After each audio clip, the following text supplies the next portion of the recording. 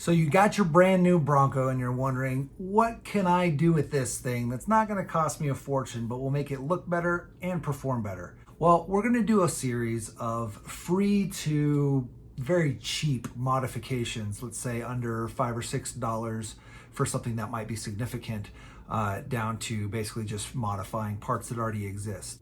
The goal of this is just to give people that are newer to the hobby or are getting their first SCX24 some information on how they can modify their truck without spending a ton of money.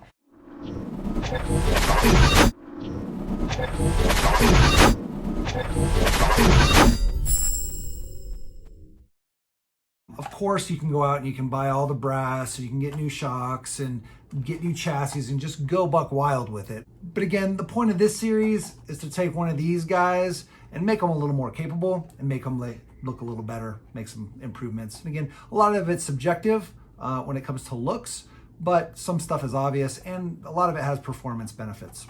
So the first thing that we're gonna do on this guy for this video, obviously by the title, is relocating the bumper here. So we've already done it. I'll show you a before and then we'll show you the after, but I'm just gonna talk about it a little bit here.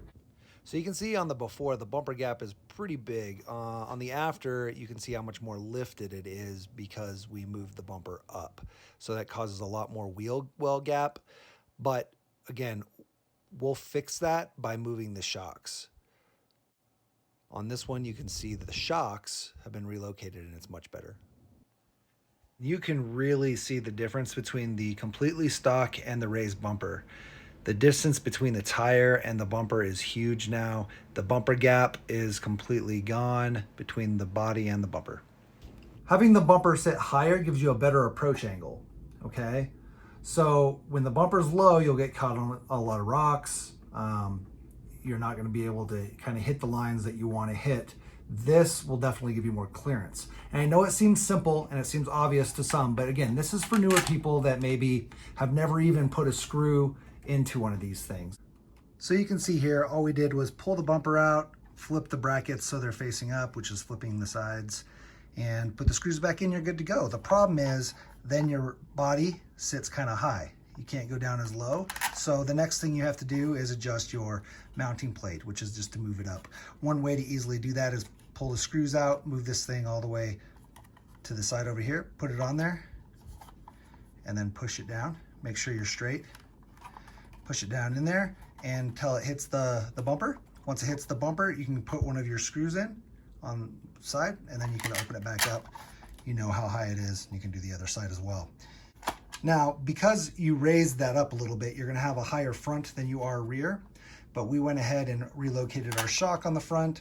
And again, there's a couple different ways to do this when you wanna fix the body, but we chose to just go ahead and relocate our front shocks. We actually dropped them up a little bit and moved them from this mounting point up there to this mounting point here. And now it doubles as our body mount screw as well as our shock. And then you'll just have your two extra screws here.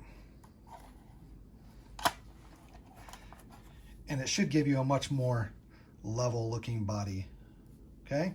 And you actually get a little bit extra articulation out of it because you're angling your shocks.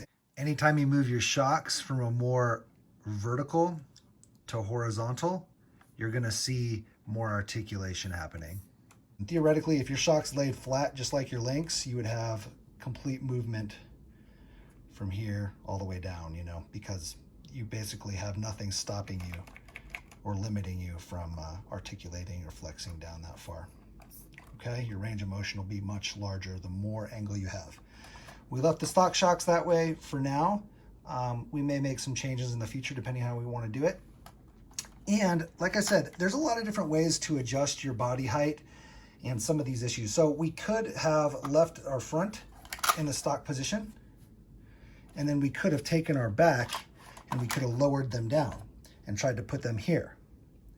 And we may still try to do that maybe at some point, but the issue you'll have is now your body is sitting much higher, okay?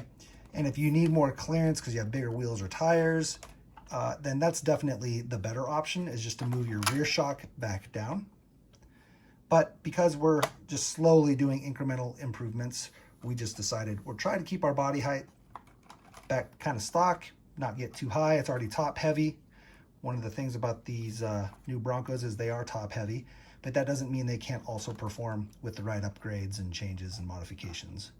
So anyway, kind of going on. That's our stock look. And we think we're pretty happy with this modification on the bumper. Okay, the whole point is to get more clearance.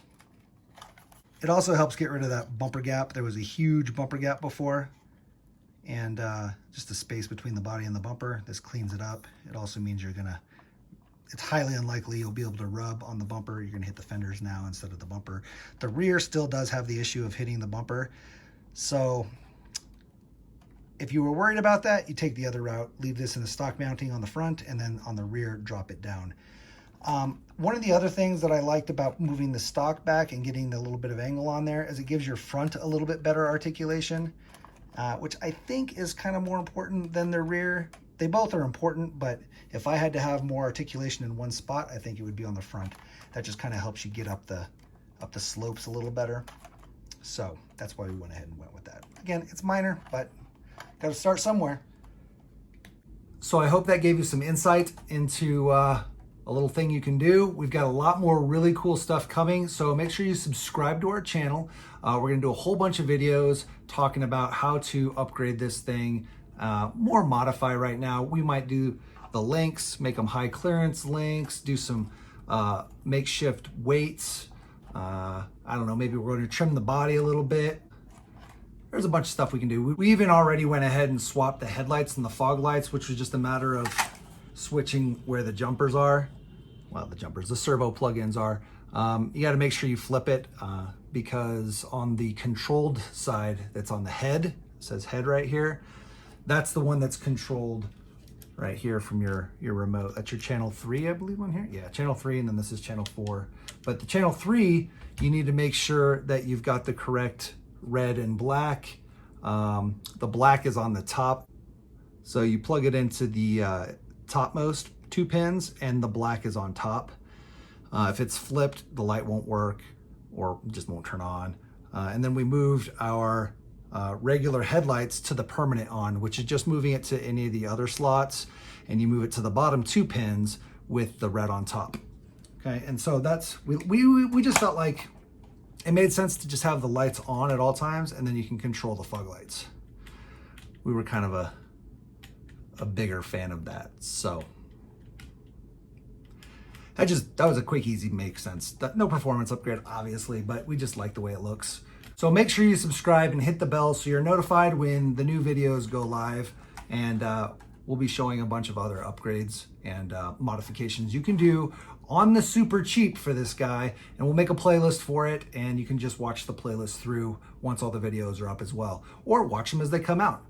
And every subscribe helps. It's just a click for you, but it means the world to me. So I really appreciate it. To all my other subscribers out there, you guys are awesome. Keep the comments coming. If you have any ideas on how to modify this thing on the cheap, make it more capable, better looking, lower the center of gravity, anything that's kind of like that, go ahead and post it in the comments below and tell me what you think of this simple mod. Like I said, a lot of people that are out there building rigs from scratch are like, obviously, but this is not for everybody. This is for those who got their first kit, their first Bronco, and they just want to make some upgrades. They just want to make it fun, and they want to make it a little bit better performing, and they want to learn. So this is for you guys. Awesome. Hope to see you in the next video. Take care, guys.